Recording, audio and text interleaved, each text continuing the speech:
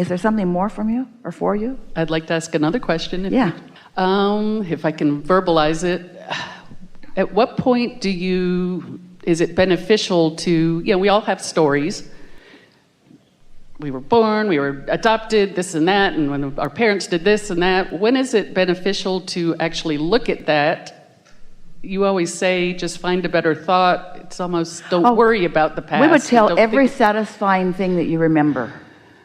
So just don't even go there with anything that was negative, or I don't know. I'm just trying to, I don't know how to verbalize the question, but I know you feel it. You did really well. Everyone got it. So here's the thing. Let's just say it this way. You do all your work, you do all your creating in step 1. So all that contrast sifting is when you do your creating. Getting in the receiving mode is when you let it in. That's when you let what you've created turn into something that is more tangible and ultimately more satisfying. It's nice to be loved, but it is so delicious to have an object of your attention to flow your love to. And so we like manifestations for you. We tease people as they're coming together wanting to become partners. Each of them, as they've rendezvoused, has been in a similar or same vibrational place, and law of attraction has brought them together. And let's say they're really high flying and they like the feeling of each other. And we say receiving mode, and you're all together in the receiving mode. And then they do that human thing. Tell me about yourself. And we are yelling, no, don't do it. Because when you begin telling about yourself, you usually feel that it's important to tell the significant things of your life. And the significant things of your life, this is good, were important because they did launch significant rockets. And so if when you think about that subject you are completely satisfied, then that means that significant contrast caused a significant rocket, which caused significant life experience, and you are satisfied in all of that. And when you tell that story, all you do is reinforce and enhance and add to the satisfaction, and those stories are so good. So maybe what we're saying is just tell the stories that had happy endings. Just forget about the rest. Because a lot of times people, instead of looking for the satisfaction factor for themselves, they're trying to entertain others. Or this is what usually happens. You see, if you've practiced being under the influence of the receiving mode, then the stories that occur to you are those kinds of stories. But if you've been under the influence of struggle, then everybody you meet, you'll feel like telling them the stories of your struggles. And that's not helpful to them, but it may seem perfectly logical because they're resonating with you. Esther has a few friends now who are comedians, active comedians that are performing. And every one of them talks about being able to read the audience because they want to find the audience where they are and play to where they are. And we say, we are not sure why you call it comedy in that case, because if your audience is sort of angry or belligerent or disappointed or less than satisfied, then what's going to occur to you are those kinds of things. And it's sort of nice to build bridges for them. Sometimes that helps, but we don't want you to get so good at reading the room. We don't want you to get so good at reading the vibration of someone else that you then lower your vibrational frequency so that you can have a meaningful conversation. And yet for humans, you want others to get you. You want to be understood. You want them to get you. You want them to understand you. And in most cases, that means for most of you, if you are going to relate with most humans, you got to lower your vibration way down because most of them are not up here where you are, not very often, not unless they're still babies. That was good, wasn't it? Did we get to what you were looking for? Yes, and then working with clients, when I first talked to them, I asked them, why are you here? And we talked very briefly about their issue, and then I tell them, thanks to you, that we're never going to talk about where they are again. We're going to move forward and talk about where they want to be and focus on that and their thoughts. And there's a belief clearing exercise that I do that what do you want? And we come up with that statement, and then you list what the reasons are. Why can't you have that? And I know when I hear you talk, that kind of sets them backwards, and then you have to move them up forwards again. So then the end result is to find a better feeling thought that they can take away with them and they can stay on a regular basis. So is it beneficial to do that? Why? Maybe. That's what goes back to that. You need a starting place. And sometimes as you regurgitate that, they launch their rockets again and you can get a bead on what they really want. In other words, there's no right or wrong in this. You're feeling your way through it too. Just don't let them convince you of their difficulties. Because if you get under the influence of them and their difficulties, you have nothing to offer them.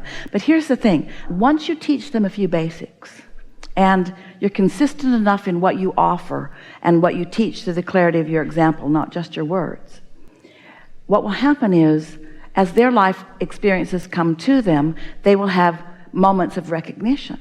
Everyone is in a current state of perception about different subjects. You just have these habits of thoughts. They're your belief systems, but it's your perspective. It's how you perceive the world to be. You just weren't born with it. You were born with the perspective that we talk about the babies having is, oh, this is going to be fun and there's lots for me to choose from and I create my own reality and I'm eager to get to it. But as you pick things up along your physical trail, sometimes you practice and habitually keep thoughts and vibrations going that don't serve you. But then once you catch a glimpse of the laws of the universe and you get a little different vantage point, that's the advantage that Esther gives you, in that as we offer her blocks of thought, because she didn't have a religious bias and she didn't have a political bias, she didn't have any biases, she was just bipping along living happily ever after. So with being basically bias free, as she began to tune to the frequency of us and was adept at translating our vibrational frequency into words, it created a new vocabulary that, since you hadn't heard much of that before, you didn't have your own biases against it, not so much. So it's easier for you to find your new way of looking at things because it was new territory.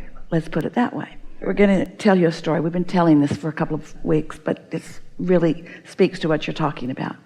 So Esther has a house and a guest house. We were talking about it in Del Mar. And she lives in the upper house, and the lower house is for family and friends who visit with her. And so she had been gone for months, and she got settled into her new environment. And as she sat at her desk, which is in her living room facing out, it has an ocean view. And she was working on something. She looked up and she realized her ocean view was gone. It was covered up by the trees that had grown on the fence line. So the gardeners came that day and she said to them, I've covered up my own ocean view. Could you trim those trees back and open it up again for me? And they said, yes, happily, we'll do that. And then one of them said, it's not just the fence line. There's a tree down in the ravine that's blocking part of that. And Esther said, well, I only own half that ravine, so just make sure that whatever we cut is on my property. And he said, we'll get your view back. And Esther gave him thumbs up. And off she went with a friend to lunch.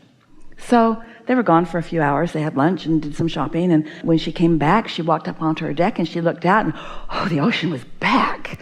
It was so beautiful, such a beautiful day. She went inside and sat at her desk. Yes, yes, yes. And then she saw something that took her breath away in a different way. There were two very large tree stumps off there in the distance, cut all the way to the ground. Not on her property. Really close to the fence line of this other property, who clearly owned to the center of the ravine from where they are. And Esther thought, oh, how could that have happened? How could have they not understood what I said?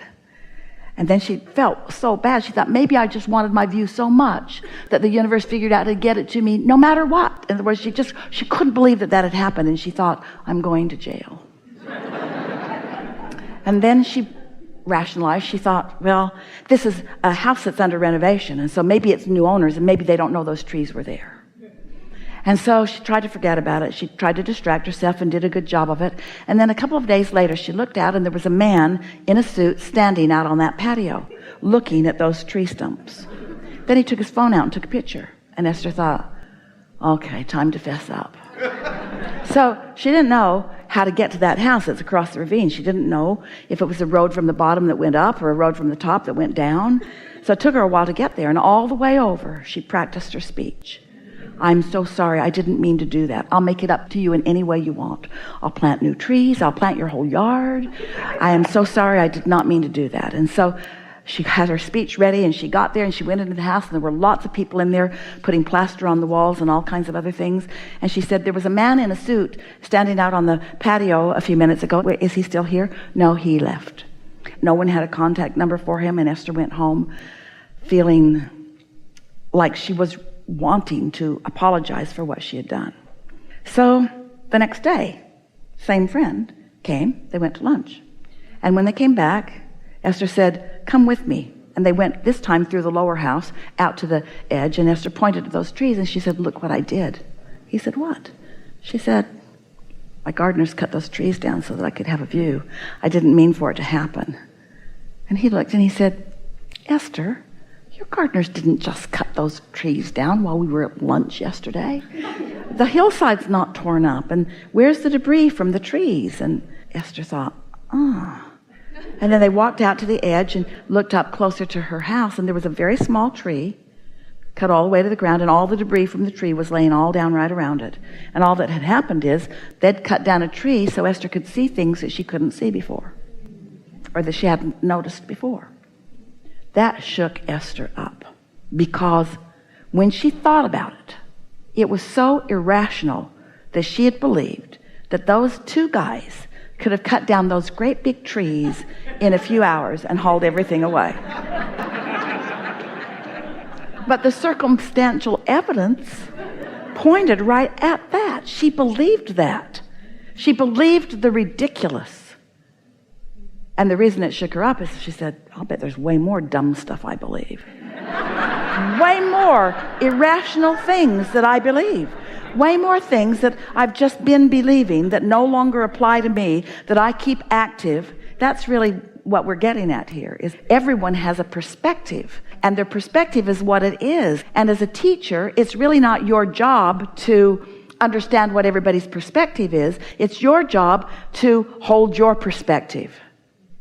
Esther's friend said, first of all, that was illogical that that would happen to you, that you would do that. It was illogical to him that that would happen to her. Well, apparently it wasn't that illogical to Esther, because she thought she had done it. So apparently Esther has more guilt about herself than her friend has about her. You see what we're getting at? Everyone has these vibrations that you've practiced, many of which do not serve you. And through understanding the laws of the universe, by understanding what satisfaction means, by knowing that there is a vibrational reality, by expecting that you can receive guidance and impulses, by knowing that your inner being knows where you stand in relationship to everything you want and is there eagerly and lovingly guiding you. When you know those things, then when life experiences come, it's possible for you to process them, and it's possible for that belief to be bridged.